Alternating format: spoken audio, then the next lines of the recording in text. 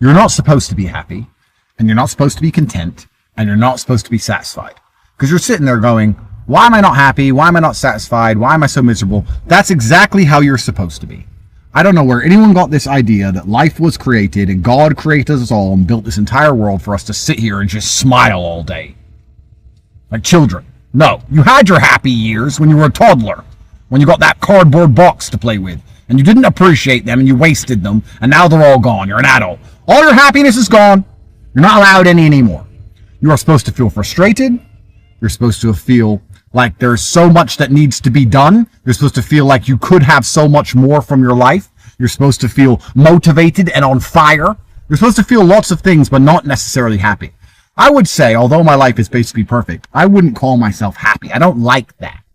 Am I content? Yes. Am I absolutely capable? Do I have everything I've ever wanted? Yes. Do I have everything I've ever wished for? Can I have anything I desire to have? Absolutely. Am I respected? Yes. But do I wake up every day like, not really. And I think the people who do that are not particularly successful people. If you are constantly chasing happiness, you are going to fail. If you're constantly chasing happiness, you're going to end up doing hedonistic dumb shit.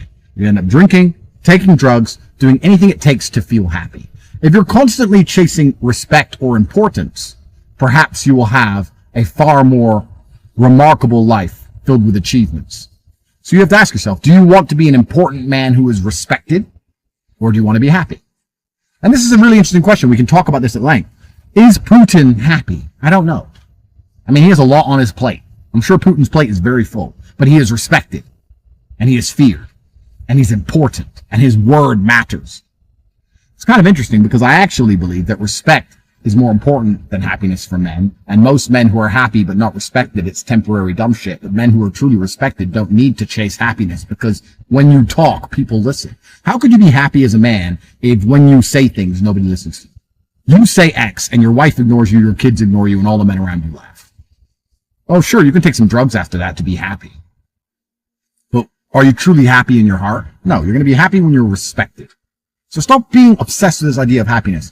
A lot of guys say to me, oh, I don't feel happy, I don't feel good, I don't feel well. Good. You're supposed to be depressed, you're supposed to be miserable because you're a loser. And if what will happen is, if you work really hard and dedicate yourself and become a winner, then you will be not depressed and not miserable, but you'll be extremely preoccupied and concerned with your empire. But at least your word will mean something. And never at any point are you going to laugh and giggle like a 2-year-old toddler did. And that's fine, because you're not supposed to. Because men who act that way are weird. You find me a guy who turns up on time every time with a miserable look on his face and does his job. That's the kind of guy I want. Doesn't matter if he crashes his car. Doesn't matter if his house gets bombed. It's just another day, another shit sandwich. Gotta go to work and get my work done. That's competence. You don't need happiness to be competent. So, happiness is for girls and kids. You're a man.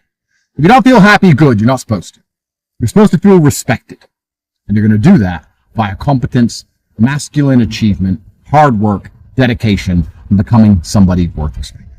What else are we alive for? What's the point in all of this if it's not to leave a positive mark on the world? What's the point of any of it? And what's the point in having children if they're not going to replicate you? Which means you have a duty to your kids to be as fantastic as possible. I can only hope my children are as good as I am, let alone better. Do you understand how important it is for humanity as a whole that there are 10 Andrew Tates in the future? Not one, 10. Do you understand how important that is? I have a duty to them to flawlessly perform. People say to me, Andrew, you should shut up. They're going to put you in jail. If I shut up, I may not go to jail, but then I do not get to propagate my ideals. I do not get to show bravery to my offspring. I do not get to leave a mark on humanity. You think I'm afraid of a fucking jail cell? I'm afraid of eternal insignificance, which is fostered from cowardice, because that is the life most of you men are living. You are too cowardly to do the difficult things which must be done to garner respect from allies and enemies alike, and you are going to be forgotten. You are never going to be remembered. Your sons will never wake up every day thinking, I have to be as good as dad. I have to try harder. This is why I quit drinking. People often ask me, Andrew, why'd you quit drinking? Because I have things to do now. When I was younger, the world was a very different place. 10, 15 years ago, the entire world was different than it is now. I don't feel like I've gotten older. I feel like the world has actually genuinely changed. And now we're in an age where the oncoming enslavement is so palatable. You can feel it, you can smell it, you can touch it. All you can possibly be doing is preparing for war. I'm a billionaire with unlimited finance who can do anything, and I spend most of my day training, making money, and educating my sons on how difficult their life's going to be. You have a lot less money and resource and capability and fame and knowledge and intellect than me. What are you doing with your time? You should be dedicating even more time to these things than I am. What are you doing with your time? Be honest. Going to the bar. Whoa, a girl! You're always going to feel empty until you just admit what you really want. And the beauty of it is, you can't believe that these things are owed to you, because they're not. The beauty about it is these things must be earned. People say women are ruined and feminism's destroyed them. It's true. Women are ruined to the point that their standards are now much higher. You can get a woman who will dedicate her life to you and trust you completely, but you have to be that guy. And you can make money, but you have to be that guy. And you can be feared by your enemies, but you have to be that guy. Things have changed. The difficulty has been turned up. The winners will get higher scores than ever before. The losers will be decimated in real time. The Western world is collapsing. Slavery is coming for everybody. And you need to at least be perspicacious enough to see all of this coming and indefatigable enough to work endlessly to do your best to resist. And your primary objective should be to have enough sons who will go into history and become fantastic enough for them to discuss who their father was. My father is still talked about every single day somewhere on the internet, not only because of his achievements, but because of who I am. The most common question I get asked by men is, why am I unhappy? And the answer isn't an answer they like, and I'm going to tell you all one more time why you feel empty and unhappy inside. It's because you deserve it. It's because you're a loser. It's because you haven't tried hard enough. It's because you're not significant enough. Because that hole in your heart will never be filled by the garbage and asinine bullshit you're doing with your life. Because nobody respects you and women don't pine after you. You don't have endless children from endless supermodels.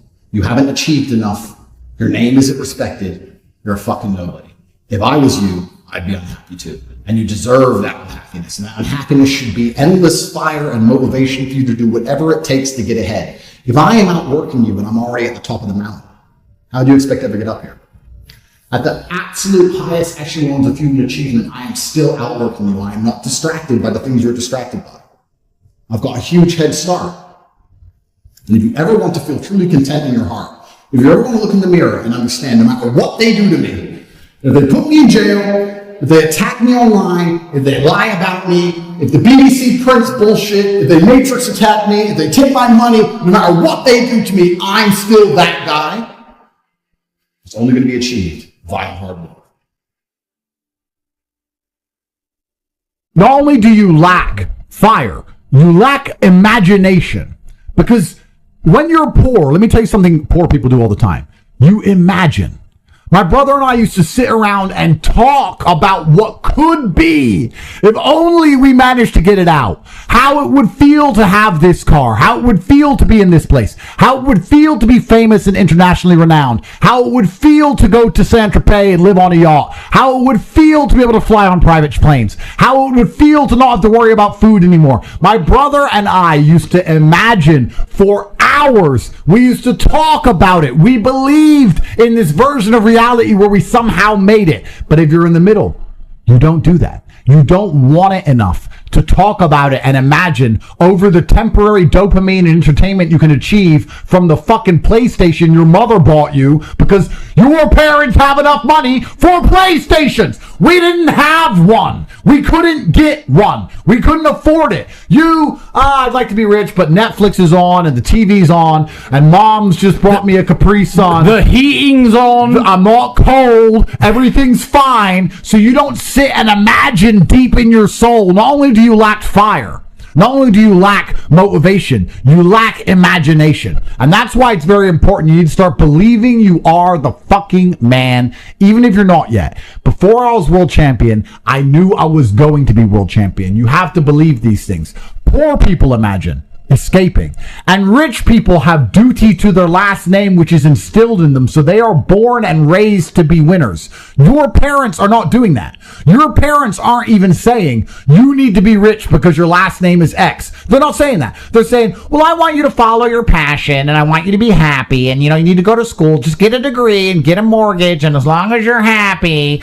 It's bullshit. They are poisoning you. Because you will not be happy. You better get some fucking money. What do you mean you want to follow your dreams? What do you mean you're tired? What do you mean you want to go to fucking therapy? What do you mean you want to just sit around and play video games? You better get some money, you little bitch. Deliver those newspapers. Yeah, go get a fucking job. Go work at a gas station. I don't give a shit. Get some money. Go get some money. And we used to sit there struggling to make money as teenagers, giving it all away to our parents to keep the house functioning, dreaming of a world where we didn't have to do that anymore. We had imagination and we had hunger and fire. You don't have those things. That's why you're fucked. Do you not understand? It doesn't matter how tired I get when I fight. I'm never actually tired because I am so desperate to hurt my opponent. I am more desperate to hurt him than I am tired. In all realms, forever. That is the hunger and motivation. That's why boxers start poor. That's why fighters are poor. There's a different mentality they're born with. They imagine being champion. They're prepared to do anything it takes. They have hunger and fire inside of them. There's no fucking middle class champions. None. So it's extremely important you develop your imagination as well as your fire. And I'm saying this to you because there's a whole bunch of you who don't realize how badly you've failed.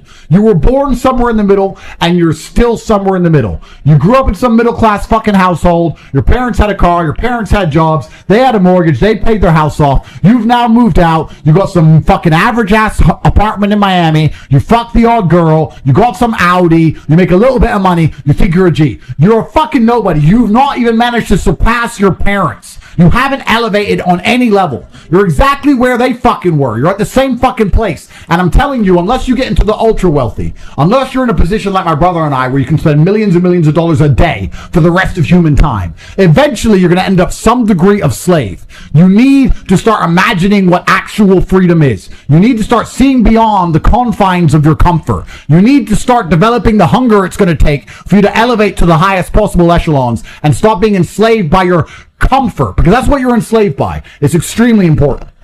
What have you done today which is going to positively affect the outcome of your future? How many of you at home have actively tried to network today? Learned something new today? When have you sat and imagined your dream life? When have you self-analyzed and self-reflected and tried to work out where you've gone wrong to end up such a mediocre specimen of man? Why can't you go down to the dealer and buy a brand new Lamborghini right now? Why not? Is it a lack of money? Is it a lack of, what is it? Is it only money? Are you afraid if you buy one you'll get robbed? Are you a pussy? What is stopping you? Have you even thought about any of these things? Has it even crossed your mind? It's extremely important, gentlemen, that you understand the chessboard and understand exactly where you are so you can make changes. Most of you are not actively building a future. You're not actively trying to build the dream life that you want to have. And then you expect it to just appear. Do you know why? Because when you were born in the middle, your parents put food in the fridge. It just appeared. The heating was just on because it was cold outside. Do you not understand when you were born here and it was cold outside and you said, Mom, it's cold. Can we put the heating on? She'd say, do you have any fucking money? Put on a sweater. Sweaters are free. You'd say, no, I don't have any money. You ain't got any money. Why do you want the heater on? It's like, because I ain't got any well, it's cold. Well, then get some fucking money. We were taught, if you want something, get money. Mom, I'm hungry. You got any money? No. Well, then you're hungry. Bitch, get some money. We knew. You never had that problem. You think your dream life's going to just appear on your doorstep because food just appeared in your fridge and the heating just fucking turned on. It was given to you by your fucking parents and they have neutered you. They've taken away your fucking spirit of resistance, your spirit to conquest and fight back. That's why people at the bottom, we understand intricately. We understand this viscerally. We understand that nothing is going to come to us unless we go out there and get it ourselves. And once you have that, you have endless motivation for all things. That is extremely important. You may never be poor, but you'll never matter. You'll be somewhere here in the middle forever. Because you know what? It's not just in the middle financially. It's the middle in all ways. You're not strong. You're not strong. You're not unique. Women can't smell warrior on you. Your woman cheats on you. Your woman back talks you. You think a rich man has to deal with that? No. Because otherwise she doesn't get to go on the boat. You think a poor man has to deal with that? No. Because otherwise she gets domestic violenced. Only you in the middle are having a fucking female run her mouth to you and you're going, please babe, calm down. All because you're such a fucking pussy, you won't do what it takes to have an essence of superiority and power about you. It's truly incredible how lazy you are if you're prepared to spend your only spin of this earth living a subpar experience purely because you cannot find the fire inside of you to get up and get things done. God wants to see you take care of what he has given you. Nobody continues to give gifts to the ungrateful. This is absolutely true about life, except the people who are most likely to get gifts when they're ungrateful are the idiots in the middle. When you're at the bottom, you don't get gifts at all. If you do, you better fucking show you're grateful for it, or you're never going to get it again. At the top, if they give you money or give you gifts, they expect you to go out there and do something fantastic with it, like they would do, because they have high expectations of themselves and their bloodline. But if you're in the middle, you're allowed to fuck up. Do you think Baron Trump is going to be allowed to fuck up with Trump's money? Doubt it. Do you think the people at the bottom are allowed to fuck up with a few dollars in the house? No. You know who's allowed to fuck up? You. Somewhere in the middle, you can borrow a bit of money, you can oops, I got in debt, oops, I gamble, oops, I'm a dummy, you can oops, and guess what? They'll bail your stupid ass out. You will never truly feel the sting of rock bottom. And that's why you're going to stay where you are. Oh, I'm going to build my wealth in 22 years, 22 fucking years? That's how much time you have? That's how much food's in your fridge, you little bitch? You're going to sit around and just wait 22 years? People die in our world. We don't have 22 fucking years. We have things to do. We have to go and get it. We have hunger inside of us. You are so lazy. Most of you have a plan to get rich in 3 years from now, and that's fine. You don't understand you could get rich in 3 weeks if you try. Your enemy is the version of you which doesn't take shit. Your enemy is the version of you which goes to the gym every single day. And if you've done this correctly, then what you should be doing by now is thinking of him permanently. Every single time you go to the gym and you haven't done that one extra rep, he did. Every single time you don't feel like doing something, you have to think, yeah, but he would do it. If you truly constructed him the way you should, he should be crossing your mind with every single thing you do. And this is why it's important to develop an ego. This is lesson 2 of the Iron Mind course, is to develop an ego. Egos are extremely important. Egos have always existed. Throughout ancient history, men, kings, went to war, and millions of people died because someone insulted him, because of his ego. Egos are a natural human thing, and they're extremely important. And the modern world tells men to not have an ego. And they do that because it makes you weak and easy to control. You can only have an iron mind if you are so sure of yourself, so egotistical that nobody can break it. So an ego is extremely important. Now, for the first lesson, we built your enemy, and we built this perfect person you're going to be battling against. And there's a very specific reason we did it based on a version of you. One, because it shows who you could be. But the other reason is also because if your ego is based around beating this person, you get to go through life and be a nice guy to everyone else. People say don't have an ego because they think that if they give you an ego, you have an ego, you're going to be egotistical to the people you meet. I'm a nice guy to everyone I meet because they're not my enemy. I'm not combating against them. I'm a nice guy to every person. I'm a nice guy to every woman. I say please and thank you. I'm a nice person. But I do have a massive ego. But my ego comes into play when I'm fighting against my enemy. Listen, did you fuck your wife yesterday? Maybe you did. So imagine this guy fucked your wife. He would have fucked her better than you did. And this should inspire your ego. The person you're battling against is beating you. And this person is who you could be. That's what's the most annoying thing about it. This person's outlifting you in the gym. They're making more money. They're fucking their wife better. They got more girls. They're rolling around a nicer car. This could be you, but it's not you. Only because you don't have the motivation to do what this individual does. Nothing to do with genetics, nothing to do with luck. This person is you and they're beating you. And this should inspire your ego. Most people's egos work against them. And the way it works against them is they feel entitled. They wake up and they think, oh, I deserve a nice car. I'm a special person. I deserve a nice car. And then when they don't get a nice car, they get disheartened and annoyed. That is not the right way to use an ego.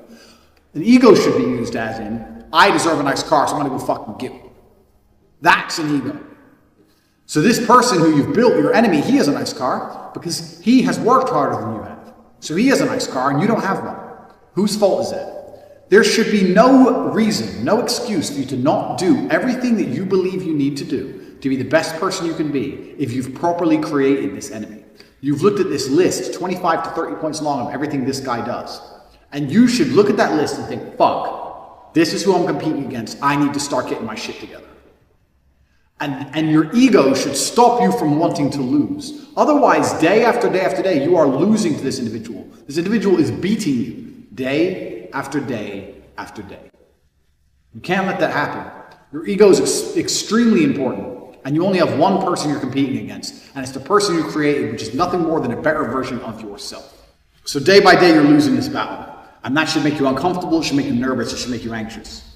So you start to feel that way, because this is the truth. If you've truly imagined who your enemy is, and you truly imagine them beating you, you should not be able to relax. The fact that you can still sit and watch TV means you need to go back to the first video of this course and start again, and do it properly, and do it well enough so that you can no longer sit still. You look at yourself in the mirror and go, okay, yeah, I've got some muscle, but this guy, he's got real muscle. I've got a little bit of money. This guy, he hustles nonstop. He's on Twitter nonstop. He's started businesses. He's learned how to make websites. He's trading crypto. He's got all of Tate's programs. He's got this. He's got that. You need to get your shit together. And if you do that properly, you'll start to feel nervous. You'll imagine the version of you that is as amazing as they could be. And then you look at yourself and realize that you're failing. It's the reality. And you'll sit there and go, fuck. Now, when you feel anxious, there's only one thing you can do. You can either sit there and be anxious like a little girl and be worried about it, or you can put some things in action. I was nervous before every single fight, and that's when I fought the best, because I was afraid. I was afraid of losing. And you need to be afraid of losing day by day throughout your life. You know who your enemy is, you know what he's doing, and you're losing day by day. Now, if you go to the gym and you beat your personal best, let's say the most you've ever benched is 100 kilo, you go there, you bench 105 kilo. The days you beat your personal best are the days you've beaten this individual. That's the only day you're allowed to claim a victory. If you beat your personal best, you can claim a victory. I went there, I did more than I've ever done, I beat this guy. But if you're not beating your personal best, he is beating you. And that should inspire you to try and smash through your own records day after day after day. The most money you've ever made in a month.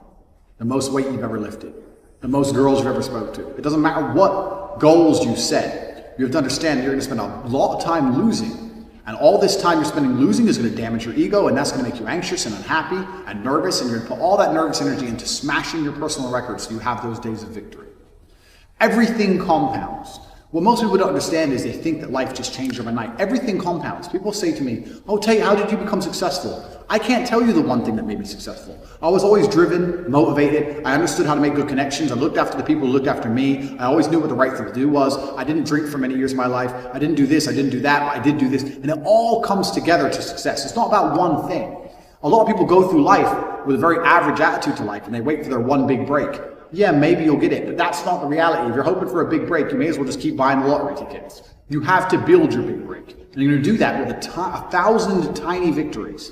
It's a change of mindset that's going to allow you to put together 1,000 tiny victories. And the change of mindset is simply understanding that there's a version of you that exists somewhere in the multiverse, which is much better than you are right now. They have the same star, the same genetic composition, but they are destroying you in every measurable metric, purely because they don't get lazy, don't get tired, don't watch TV, don't waste their time. They have an iron mind. And that person is going to become you now. That is who you are fighting against.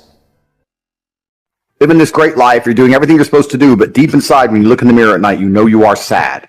And you are sad because your soul hurts, because you need God.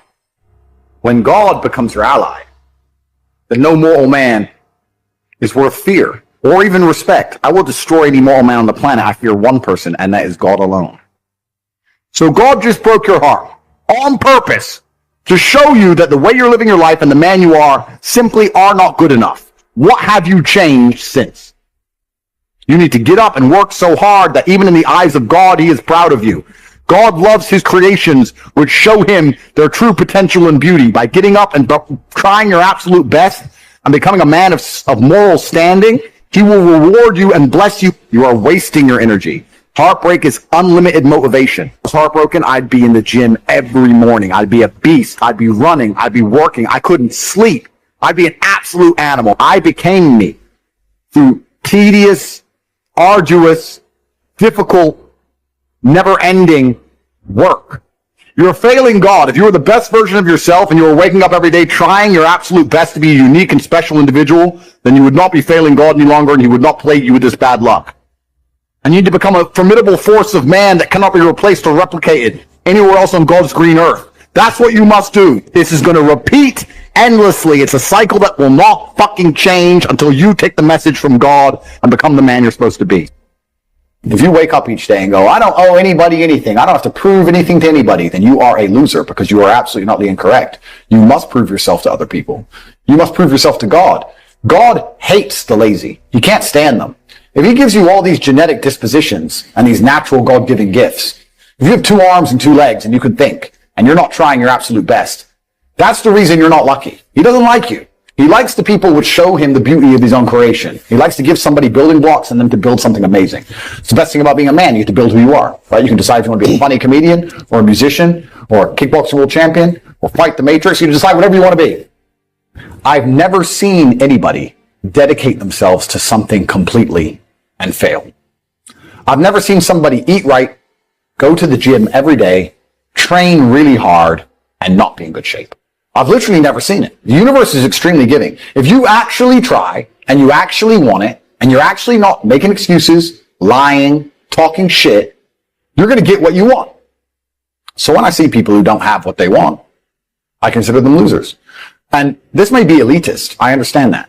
But if I put myself through endless pain to end up where I am, it's very hard for me to have sympathy on the man who's afraid of pain. You're avoiding pain. I've been through endless. I now have everything I've ever desired. You have none of the things you desire. Am I supposed to feel sorry for you? Because you took the easy way out. Am I supposed to look at you and go, oh, poor dude? No. You were a fucking coward. You didn't go through the shit I went through. You didn't put it on the line. So you deserve your substandard reality. Because if you actually wanted it, and you actually tried, you'd have it. You could have anything you want. The universe is super giving. There's not a car I can't have. There's not a house I can't buy. If I want to go to a yacht, if I want to go to Antarctica, there's nothing I can't have. Bam. Because I've decided to become this man. It's the same for absolutely every single one of you at home. If you want it, you can have it. If you're sitting there saying, oh, but I tried my best and I still didn't get it, you're lying. You didn't try your best. That is a fucking lie. The universe gives it to everybody who genuinely tries. And I know that to be a fact because this world's competitive. We're all competing against each other. And the majority of people don't try. The world is hyper-competitive. If you're going to be a man who's going to sit and say, I'm just sad, you are always going to lose in competition to men like me. Yeah. And there has to be losers for there to be winners. I am tired of sympathy. Sympathy doesn't work for anybody. I'm not going to sit here and be sympathetic for people who say they're too sad to try hard and be their best. Guess what? Perhaps I was sad every time I did exactly what I was supposed to do and trained anyway. Perhaps I was afraid when I fought anyway. Perhaps I was tired when I worked anyway. This is how you get ahead in life. I don't have a fucking ounce of sympathy for these people who sit here and say, well, I feel this way, so I can't. Then don't do it. Stay down there. The winners are at the top, and the winners at the top don't give a shit about how they feel. We wake up and we perform regardless of how we feel day after day. So if I'm going to ignore my own feelings, I'm certainly not going to take into consideration anybody else's. Yeah. Why am I going to ignore how I feel and make sure I'm constantly performing regardless, flawlessly, and then sit and go, oh, but he doesn't feel good, so he's allowed to fuck up. No, you are not. You're not allowed to fuck up to your ancestors or to God or to yourself. You have to perform. This is what being a man is about. The baseline of masculinity is doing things you don't feel like doing. I can't comment on being a woman because I'm not one. But the baseline of masculinity as a whole is the thing that makes a good man a man is that he does what he doesn't want to do. He doesn't want to work and he works anyway. He doesn't want to go to war and he fights anyway. He doesn't want to get up, he gets up anyway. That's the whole point of it. We didn't want to die in the Titanic. Guess what happened? We died in the Titanic. You can't sit there as a man and say you don't feel like it. You're not allowed to not feel like it. You're supposed to do it anyway. Regardless. Yeah. So when a man sits there and says, oh, but you don't understand, I'm struggling with motivation. If you are struggling with the motivation to be a winner, then stay a fucking loser. No problem. Stay a loser. Don't care. Because in my circle, there's no losers around me. Your energy is disgusting. I find it revolting. I don't like weakness around me, even near me. Even people coming up saying hello to me. If you're depressed, don't even shake my hand. I do not have time for losers on any regard. Winners only. If you're the person who wakes up, does work, is fantastic at it, and then takes 3 days off, you're going to lose. They say that hard work beats talent when talent doesn't work hard. That's completely true. You have to be consistent. You have to decide. Are you the kind of person who wants to make a lot of money in this life and live a life of freedom? Or you're the kind of person who wants to look back when he's 30 on his 20s or 40 on his 30s and look at that decade and go, what did I do with that decade? Well, I didn't get rich. I didn't travel the world and live like they do in Tate Confidential. What did I do? Well, I had a day off here, a day off there, a bunch of nothing days that amalgamate into this decade of nothingness, and you're just wasting your time. If you want to win, you need to be consistent. You don't need to be the smartest. Not at all. But you have to be the guy who's there day after day. I will guarantee you right now, IQ has nothing to do with how successful you'll be as a person. What is going to determine how successful you're going to be is, are you there every single day? Are you doing what you're supposed to do day after day? I can also apply this to sales. I knew guys who were terrible on the phone. Back in my day of sales, you used to have to call companies. I was smooth. I was the best. We had some other guys who were smooth. They'd land a deal, go buy a nice car, whatever, take a few days off, take it easy. We had people who were terrible. When I say terrible, I mean they had a thick Indian accent, didn't speak English that well, didn't know the script that well, didn't know the answers. But they were always in the top 20% of the company because they just hammered the phone. They just were on it. They needed to feed their family in Bangladesh. They didn't give a fuck. They were just calling. That's it. Day after day. When you're on lunch break, he's on the phone. You can win with hard work alone. That's what's amazing about the universe when I say that. God will give you anything you truly want. If you truly want money and you truly try hard, you truly listen to us, you are going to have as much money as you can possibly ever desire. But if you think you want money, but you kind of want something else, or if you're arrogant, or if you're lazy, you're going to end up somewhere in the middle if you're lucky and talented. And if you're not talented, you're going to end up in the middle. So you don't want to be a normal dude, because when you're a normal dude, you're a loser. You don't get to do amazing things. What's interesting is none of you have had a normal life. You've had a unique and individual life path. The things you've gone through, nobody else on the planet has gone through. You've lived certain experiences, the school you went to, the time you were picked on in that class, the girl who broke your heart. Every single thing you've been through is unique, like a fingerprint. A completely unique life. And somehow you've managed to stay completely non-unique. It's almost impressive how you can have a completely unique life experience and still end up average. How the fuck did you do that? Your life's different than everyone else's, and you still look and talk and sound and act like everybody else. Like a dummy. That happened because you have not paid enough attention into analyzing your life. Self-analysis. Every single time something good happened to you, every single time something bad happened to you, you've not spent enough human hours sitting and thinking and trying to work out why it happened. How to make sure the good things happen more often. How to make sure the bad things happen less often. What was God trying to teach you? He was trying to teach you something. You think, oh, I just got scared. No! God sent you a lesson. But you didn't pay any attention to it. Do you understand? Everything that's happened to you has been sent from God himself to guide you on a unique path. Everything good and everything bad. And the point of the unique path is that you end up a unique person. But you are failing. God is unhappy because you're not trying hard enough. God hates the lazy. God wants people who try. You understand? You know what I can't stand when I hear Christians say, if it was the Lord's will, I would have had some money by now. No. You can't dump that on God. He said faith without works is dead. I'm just asking you, man, to try something new. Now, if that ain't what you want to do, then good luck. You keep doing what you've been doing, you're going to keep getting what you've been getting. I would try something else if I was y'all. Look at somebody and say, it'll work if you work it.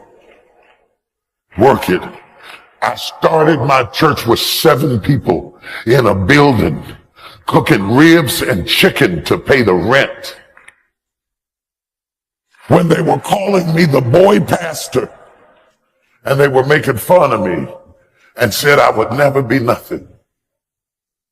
I worked a job and I preached on the side and I put my check in the offering to keep the doors open. And whatever we had left, we cooked up and sold dinners to get another month to fight again. We preach with our lights off. We preach with our water off to get to where we are right now. And I came to tell you today, whatever it is you are trying to build, if you won't sacrifice for it, if you won't be hungry for it, if you won't sweat for it, if you won't bury your pride and put in the work for it, you don't have the right to get it until you will stay up at night and go to school while other people are watching the game and read and work and pray to get to be whoever it is you are trying to be. You have not got the right. You need guts. You can't be this without guts. I preached 1.5 years in an empty room. Forget about my dream. What is your dream? What is your goal? And how much, what will you put into it in order to get what you're trying to get from God? How much? It will only work if you work. If this message spoke to you as a man, you can either cower down and give up and let your wife become your mama, or you can stand up like a grown man and handle your business. Get out of your feelings. People will not work for emotional people who have meltdowns and freak out and hold grudges. You have to be bigger than that. We don't have time to deal with your attitudes, so stop pumping your neck, hold your head up, get yourself together, and get ready to fight the good fight of faith. I've been wondering why it didn't happen. I didn't realize I had to serve to lead. Nobody ever taught me how much it costs. Greatness is expensive. Succession is expensive. This does not work like your phone. This does not work like an app. You have to work it. And it doesn't happen overnight for most people. Yes, there are 1 or 2 people, but out of millions of people, those are only 1 or 2. The rest of us have to work it. It will work if you work. Every discouraged person, every person who's been feeling like it's just not working, it's just not working, this was your message. If I never preach again, this was your message. It will work if you work it. You think you can wish your way up. You cannot wish your way up. It'll work if you work it. Remember these words. It will work if you work it. I rebuke every giving up spirit. I rebuke every quitting spirit. I rebuke every spirit of forlornment. I rebuke every spirit of frustration. The devil is a lie. He's trying to talk you out of your future and tell you you cannot do what God called you to do. The dreams God has placed in your heart are not going to come to pass without opposition, without delays. There will be plenty of opportunities to get discouraged, think that it's not meant to be. If you give up after the first time or the 30th time, what that really means is you didn't want it bad enough. There should be something you're believing for that you are relentless. Your attitude is, if I have to believe my whole life, I'm not going to stop believing. I'm not going to settle for mediocrity.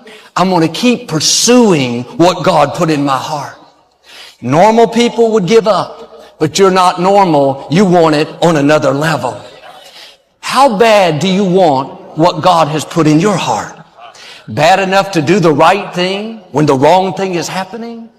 Do you want it bad enough to keep pursuing even when circumstances say it's not going to happen?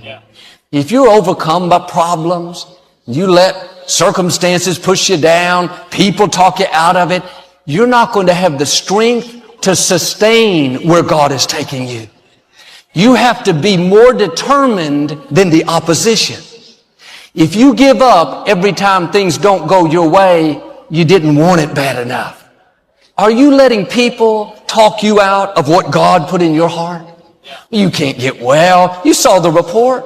You can't start that business. Let that go in one ear and out the other. Ignore what they're saying. If you're going to see what you're believing for, you have to be willing to do what other people won't do. Other people may not believe when it looks impossible. They may get discouraged. tell you, don't bother praying. No use getting your hopes up. You're wasting your time. Say, God, this looks impossible, but I know you can do the impossible. The odds are against me, but God, I know you are for me. Well, I dated 2 girls. Both of them told me I wasn't their type. I don't think I'll ever get married. You don't want it bad enough. There are several million other girls out there. How bad do you want to get out of debt? Bad enough to not buy things you can't afford? Bad enough to honor God by tithing your income? How bad do you want that promotion? Bad enough to get to work early? Bad enough to take that online course to sharpen your skills? How bad do you want your children to stay on the right course? We don't think twice about having to get our children up for school. Their schooling is incredibly important. But I could argue that their spiritual life is even more important. Learning to honor God as a person of excellence and integrity, those seeds planted in them will affect them for the rest of their lives. How bad do you want your marriage, your relationships to work out? Bad enough to clean up a mess that you didn't make? There are new levels in front of us, but much of it depends on how bad we want it. You can pray, God, help me to feel better. God, I'm always so tired. Are you eating right? Are you exercising? Are you living stressed and worried? Then God will do what you're asking. But you can't override natural laws and expect to live a blessed, healthy life. When He sees you doing all you can, then He'll make things happen that you can't. Now do your part and distinguish yourself. Be willing to do what others won't do. Yes, it takes discipline, but the pain of discipline is less than the pain of regret. It's hard to lay off the junk food, things that are not good for you. That pain is less than the pain of not being healthy. One of the saddest things is to come to the end of life and wonder what I could have become. What if I would have broken away from those friends that were causing me to compromise? Where would I be? What if I would have taken that step of faith in my career and not played it safe all the time? You don't have to wonder. You can start right now. The question is, do you want it bad enough? Make this decision. I am not going to live complacent, passive. I'm going to pursue what God put in my heart. The difference between a dream and a wish is a wish is something you just hope it happens, but a dream you put actions behind. Faith without works is dead. Wishing isn't going to get you anywhere. And the people that succeed don't always have the most talent, the most opportunity. Many times they simply want it more than others. Your wife breaks your heart. If you're not going to work, you can't sleep anymore. You're upset. She's running around with a new dude. You see her Instagram story. She's got some new guy. You're furious and you're angry and you're jealous and you're bitter. You have all of this inside of you, but you're not going to go to the gym and work hard and become so fantastically in shape and so rich and so powerful that no girl ever leaves you again. You're not going to do that. No. What are you going to do with it? Text her? Try and explain to her? She doesn't care. Like, you can write the most perfect English. You can write the most beautiful words ever constructed. Forget Shakespeare. You can do, it doesn't matter. She doesn't care. She just doesn't care. She's distracted. She forgot about you. She forgot about you. So what are you going to do with all of that inside of you if it's not positive? Well, it's going to consume you and you're going to end up self-destructive, or you're going to embarrass yourself, or you can take all of that and put yourself in a position where it never happens to you again. Those are the choices. So what's the most intelligent choice to make? Yeah. You know, I don't understand how many humans function in the world today. I don't get people who don't think like me. I don't understand it. I'm like, well, then how have you survived this long? Life is hard. Life is difficult. Maybe I've just been unlucky, which I don't believe in, but I've had so much trauma and bad events and negativity and stress and all these things that have happened to me. And I've used all of it to be monumentally successful. People are functioning. If you're not thinking like me and you're going through life with any other mindset, You've been extremely fortunate that God smiled on you and allowed you to sit around most of the time doing jack shit, and you have yet to be punished for that. Yeah. I could never have lived that life. If I was a bit lazy or a bit, or I was a bit of a snake, or if I lied to people, I'd be dead by now. Yeah. So a lot of these people are just absolutely and utterly blessed by God that they managed to go through life with such a non-competitive mindset, and they're still breathing. I don't understand how people can think any other way. Yeah. I've spoken to dudes and I had a bad couple months. Why? Oh, my girl left me. You've wasted months. You wasted months. Think of how much God loves you to have given you the grace and given you the opportunity to waste months of human time over some chick. Talk about blessed head to toe. If I waste months, empires are going to collapse. I'm going to end up in a cell or dead if I waste months. I have things to do every single day. I can't waste a second. These people are just absolutely infinitely blessed, and their mindset is a product of that because they're spoiled children. Absolutely spoiled children. Because there's a whole bunch of people out here daily who fail. There are men out here who fail daily, and they have yet to feel the true consequence for it. They fail to go to the gym when they know they should have gone to the gym. They fail because they forgot their keys, and it took them 10 minutes to find them. They fail because they replied to a question they got sent on WhatsApp the wrong way. They fail because they didn't smile when they were supposed to. They didn't say please and thank you to that person who helped them. They fail because they didn't say hi to that girl who's looking at them out the corner of their eye. They just fail perpetually. They go through life missing every opportunity and just failing. And somehow we've built a society which is so soft, and God is so giving and so graceful that they still have a place to eat and somewhere to sleep, and they're still surviving. That shows how nice God is. Yeah. Because before this society, truthfully, if you were that level of failure, you would be dead. Survival of the fittest. You're survival of the fittest. And none of these men out here are fit. No. Their mindset isn't fit. Their reality isn't fit. They're failures. They're failures. Yeah. And they're just failing every single day. And they go, but tomorrow I'll go to the gym. Yeah. You've been failing your whole life. That's all you've done is fail. And then you sit and wonder why people like me absolutely and utterly outcompete you. It is so easy to become a top tier male in the world today because the competition is so ridiculously low. There are 2% killers like me, and everybody else, amateur. Head to toe amateur. They can't even pay attention to anything. They can't try anything. They're amateurs. And it's really mind blowing to me because I've tried with all of my computational power to imagine having a mindset different to mine.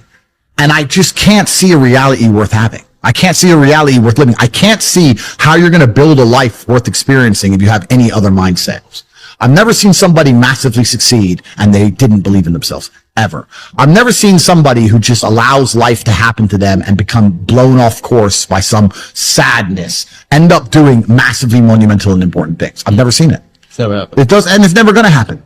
Because it's competitor. It's like crypto. It's player versus player. Right.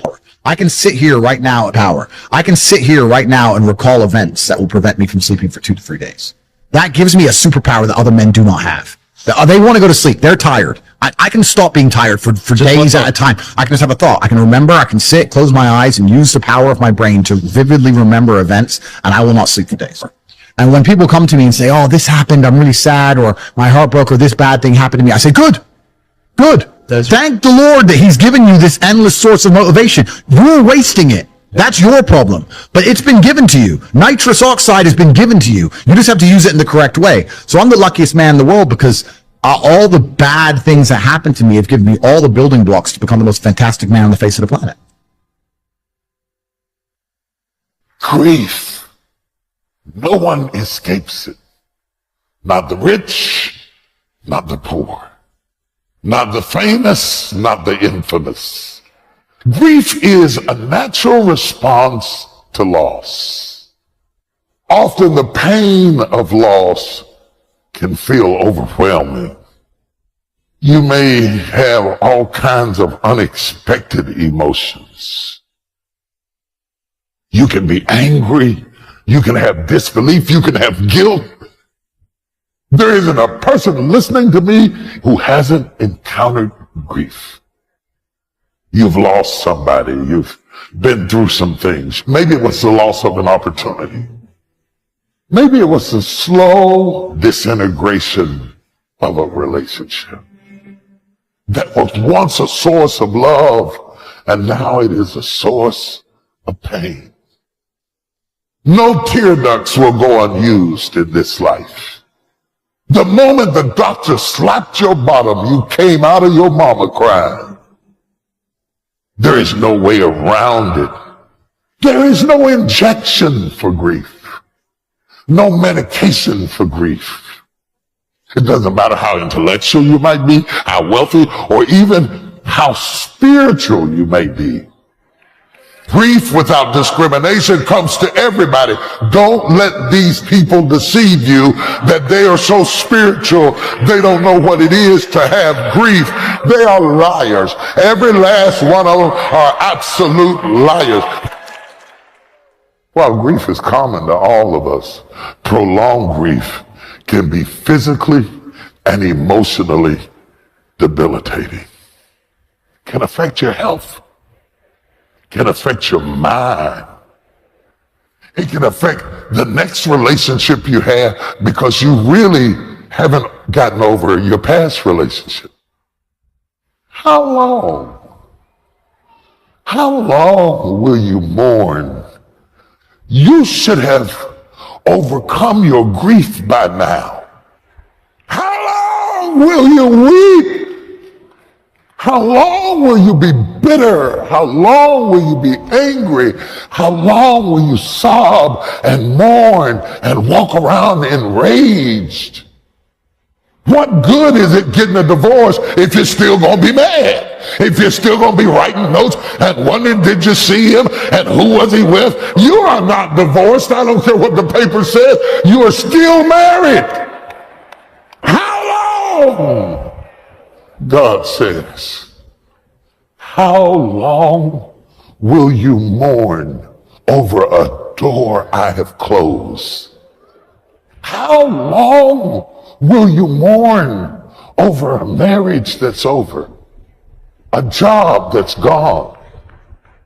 A girlfriend that left? A boyfriend that left? How long? How long will you be angry and frustrated and build your whole life around something that is dead? If you're going to fulfill your destiny, you have to get good at letting things go. Jesus said, offenses will come. Disappointments will come. Betrayals, things that are not fair will come. How you handle the hurts will determine whether you move forward or whether you get stuck, bitter over what didn't work out. How many people are living wounded over how they were raised, a friend that walked away? They wonder why they don't have good relationships. It's because they haven't healed. God brings a new person, but they're so insecure. This new person has to keep them fixed. The problem is that's not sustainable. Until you let go of what didn't work out, that wound is going to hinder you wherever you go. You would be shocked at the people who get up every morning with a heart full of grief. And it comes out in their speech, and it comes out in that snappy way they confront you, and you think they're mean. They're not really mean. They're still grieving. How long? How long does it take to get over a person? How long will you put your future on hold, mulling over your past? How long? I came to get somebody unstuck. I came to get somebody free. You cannot spend your rest of your life grieving over who didn't love you, who wasn't there for you. You're stuck. God did not create you to be stuck with a heart full of grief. It's why you can't fall in love. It's not that there's nobody to love. It's that you haven't gotten over who you used to love. How long will you be angry? How long will you keep checking their Facebook page? How long will you keep investigating somebody who's not even thinking about you anymore? How long will you mourn around the tomb of what didn't work out? There are some times in your life that you got to get up, wash your face, go on with your life. Life is too short for grieving over who didn't want you, who left you, the job you didn't get, the house that you didn't close on. How long? don't know who I'm preaching to. You are not yourself. You were not created for this. You were not created to be stuck like this. God wants your nerves and cells and bone and muscles to move. Somebody shout, move. I will not spend the rest of my life hanging around the cemetery of what could have been, what ought to have been. Look, man, if you got something that's been bothering you in your life, get past it. Don't lay there wallowing in your past, man. Your past is back there.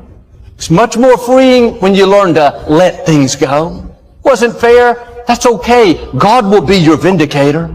They hurt you once. Don't let them continue to hurt you by holding on to it. Living in mourning is going to keep the new doors from opening. I want you to think about somebody that caused you some pain. Let me tell you something about the mind. Tell you something super stupid that I used to do. Do you know for years I hated my mother and my father, whoever they were, because they gave me away? And guess what? I didn't have any faces for the hatred because I never saw either one of them. And then once I forgave them and said, had they not given me away, I would have never been blessed to have the mother that I have, who to me is the greatest mother in the world. You can't change the past, but you can reinterpret how you see it. Give an interpretation that empowers you. I let that luggage go. Think about somebody that you've hurt, somebody that you've disappointed, or someone that has hurt you. Look at them in your mind's eye and say, I forgive you. Boy, that's a heavy load to let off.